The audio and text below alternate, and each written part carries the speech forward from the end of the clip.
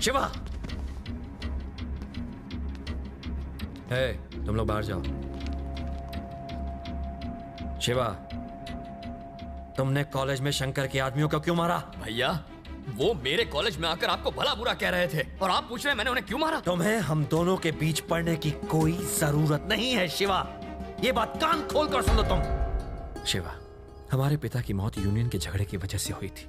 उस वक्त काली भाई ने ही मुझे सहारा दिया। उन्हीं की वजह से मैं ऐसी जिंदगी जी रहा हूं। उन्हें इज्जत देने के लिए मैं कभी उन्हें मना नहीं कर सका। मेरे पास और कोई रास्ता नहीं था। पर तुम इस लफड़े में क्यों पड़ते हो? मैं मजबूर था शिवा। तुम सिर्फ पढ़ाई करोगे, ये सब मैं संभाल लूंगा। समझ गए? अब जाओ।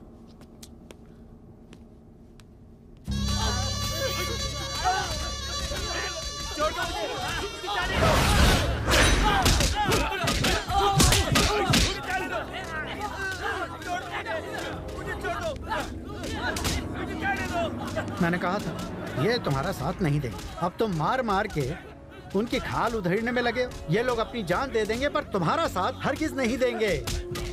मेरी बात मान लो। विजय ना बड़े आराम से इन सबको अपने कब्जे में कर लेगा और फिर हम लोग यहाँ बैठ के भजन कीर्तन करेंगे। हरे रामा हरे कृष्णा हरे रामा। लोग आके चढ़ावा चढ़ाएंगे। इन सब के साथ से ही तुम्हारी ताकत बढ़ेगी। तुमसे तो बात करना दीवार से सर मारने जैसा है। ना कुछ बोलते हो ना कुछ करते हो। अरे सोचो, कुछ सोचो।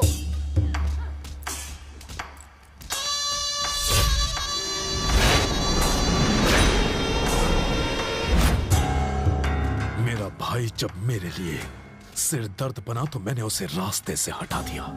फिर ये विजय कृष्णा क्या चीज है? वो विजय कृष्णा यूनियंस के सामने हीरो बनने के सपने देख रहा है। उन्हीं यूनियंस के सामने मैं उसे अपनी असली ताकत दिखा कर रहूंगा। गुंडागिरी और पॉलिटिक्स रेल की दो पटरियों की तरह है। वो चलती तो जरूर एक साथ है पर कभी मिलती नहीं। अगर वो मिली तो ट्रेन नीचे गिर जाएगी। एक बात याद रखना, हर चीज का एक सही वक्त होता है। रमन जी, देखते जाइए कैसे हिसाब चुकता करता हूं।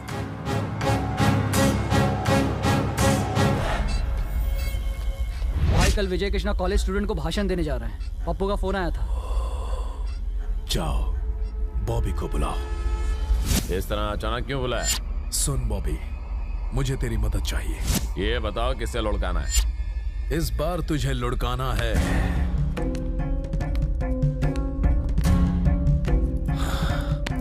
विजय कृष्णा को। क्या कहा? विजय कृष्णा को? बहुत मुश्किल है। साला मेरे लिए नासूर बन गया है। शंकर, तू उसे जानता नहीं है क्या? ना सिगरेट पीता है ना दारू पीता है। कॉलेज में स्पोर्ट्स में अव्वल आया करता था। चाकू लगने के बाद भी चीते की तरह भाग सकता है। मैंने तुम्हें यहाँ उसकी तारीफ करने के लिए नहीं बुलाया है। जो कहा है बस वो करो। शंकर भाई, वो कोई बच्चा नहीं है। उसे मारना जितना आसान लगता है उतना है नहीं। वो अकेला ही हम जैसे 10-10 मुस्टंडों को ढेर कर सकता है भाई। ये रिस्क हम हरगिज नहीं ले सकते। कल कॉलेज में स्टूडेंट्स की मीटिंग है। कम से कम 1000 स्टूडेंट्स वहां आएंगे। मौका देखते ही काम को अंजाम दे दो। तू क्या बोलता भाई? अगर हम चाकू पर जहर लगाकर उसको मारें तो एक ही वार में उसका काम तमाम हो सकता है। फिर भी वो बच गया तो अपना राम नाम सत्य। तेरे भाई को मारने के पैसे भी तूने अब तक नहीं दिए। पहले वो दे, उसके बाद सोचेंगे इसका क्या करना है। तूने उसे खत्म किया और तेरा सारा हिसाब चुकता। चल भाई, काम पे लगते हैं। नमस्ते भाई। नमस्ते भाई।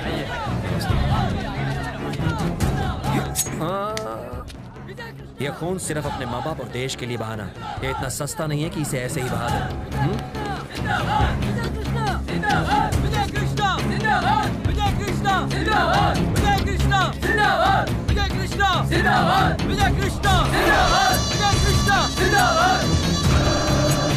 तुम्हारे माँ बाप ने तुम्हें फीस भर के यहाँ पढ़ने के लिए भेजा है। किसी को लीडर बना के उसके नाम के नारे लगाने के लिए या झंझट में पड़ने के लिए नहीं। कॉलेज में इलेक्शन इसलिए होते हैं ताकि तुम जीत कर बाकी स्टूडेंट्स की मुश्किलें आसान कर सको, उनके लिए कॉलेज में अच्छा माहौल बना सको जिससे किसी को कोई परेशानी ना हो। शंकर के आदमी तुम्हारी मदद से शहर के लोगों का जीना हराम कर रहे हैं। वो चाहते हैं कि सारे बुरे काम तुम करो और उनका नाम कहीं ना। वो तुम्हारे भविष्य से खेल रहे हैं।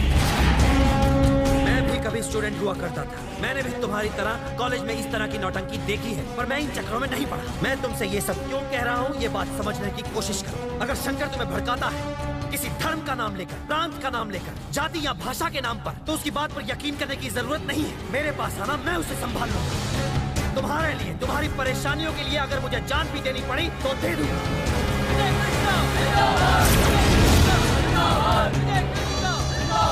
मुझे मालूम है कि मेरे भाई को शंकर ने मारा है, पर हम कुछ नहीं कर सकते। अगर हम बिना किसी प्लान के उस पर हमला करते हैं तो हम मारे जाएंगे। साला उसके साथ पुलिस वाले और मिनिस्टर्स भी मिले हुए हैं। सबके सब कमीने उसके इशारों पर नाच रहे हैं। तो अब हम क्या करें भाई? डर के मारे चूहे की तरह अपनी बिल में घुसे रहे। अभी जो कहा समझ में नहीं आया? बदला लेने के लिए हमारा जिंदा रहना जरूरी है। लेकिन हम ज्यादा चुप कर। एक बात समझ लो, हमें सही मौके का इंतजार करना है, और जिस दिन वो मौका हाथ आ गया उन सब की मैं बस करो।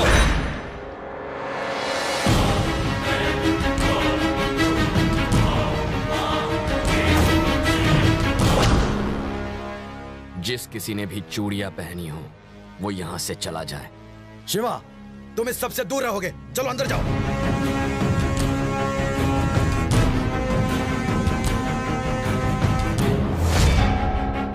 अगर उसके मारने से हम मर सकते हैं तो हमारे मारने से वो नहीं मर सकता। आप में भैया की मौत का बदला लेने की हिम्मत नहीं है, लेकिन मैं चुप नहीं रहने वाला। शिवा, अभी तुम छोटे हो, इस झमेले में क्यों पड़ रहे हो? भैया, मरने और मारने की कोई उम्र नहीं होती। चाकू चलने से पहले किसी की उम्र नहीं पूछता। मैंने इन आंखों से भैया की मौत देखी है, आप नहीं समझ सकते। शायद आपके अंदर का खून पानी हो चुका है। शिवा, वो लोग बहुत खतरनाक हैं। ये कोई बच्चों का खेल नहीं है जो।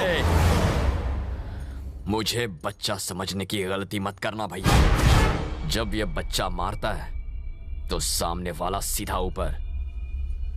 मौत के डर से आप घर पर बैठ सकते हैं, पर मैं चुप नहीं रहूंगा।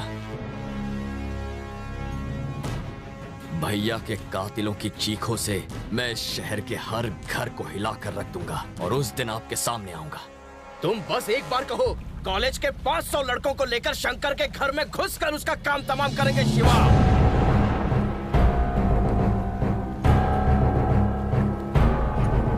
उसे मारने से क्या फायदा होगा? बस एक और गुंडा खत्म हो जाएगा, गुंडागिरी खत्म नहीं होगी।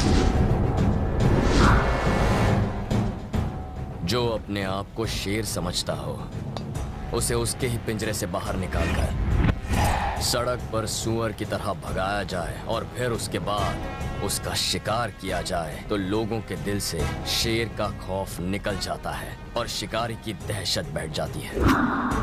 हमें भी कुछ ऐसा ही करना है। उस साले शंकर को खत्म करके उसे लगता है मेरे भाई को मारकर वो बड़ा हीरो बन गया है। सबसे पहले मैं उसके दिल में खौफ पैदा करूंगा, ऐसा खौफ जिससे वो थर थर कांपने लगेगा। उसके बाद मैं उसे मारूंगा। क्या चल रहा है? अरे सिक्स पैक बनाने की कोशिश कर रहा है शिवा। तुम्हारे इन सिक्स पैक्स का कोई फायदा नहीं होने वाला। ए शिवा, पटना से तुम्हारा पार्सल आया है, अंदर रखा है। ये तो घी लगता है। क्यों रे शिवा, अपने शहर में घी की क्या कमी थी जो तूने पटना के भैंसों को बेकार में तंग करके उनके दूध का घी मंगवाया? खोल के देख। कहा तो था घी है। अपना हाथ अंदर डाल।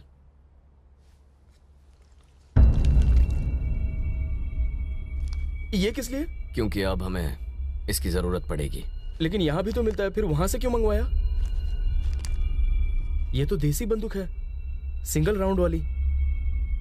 अगर हम भी इसी तरह खून करते रहेंगे तो हमें और शंकर में फर्क क्या रह जाएगा? पैसों के लिए किसी का खून करने वाले में और इंसाफ के लिए किसी का खून करने वाले में बहुत फर्क होता है। हम किसी और के नहीं, अपने दुश्मन को मारेंगे राजेश। शिवा, तेरी बड़ी भाभी आ रही है। ए, ये अंदर रख दे।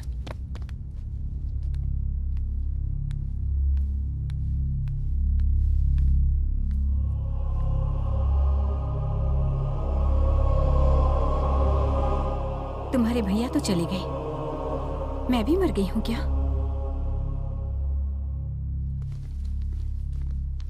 मुझे बताए बिना तुम घर से क्यों चले गए शिवा?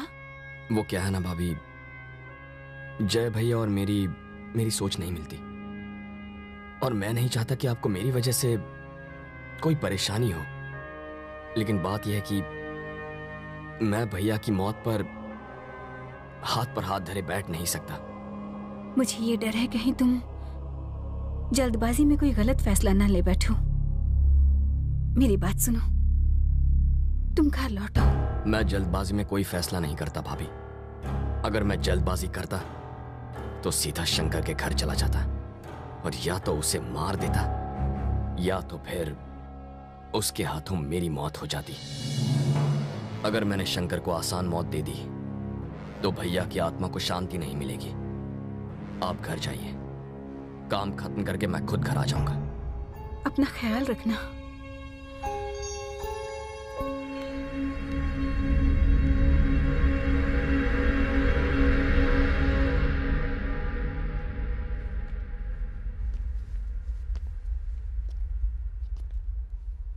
आओ जय कृष्णा, सब ठीक है ना?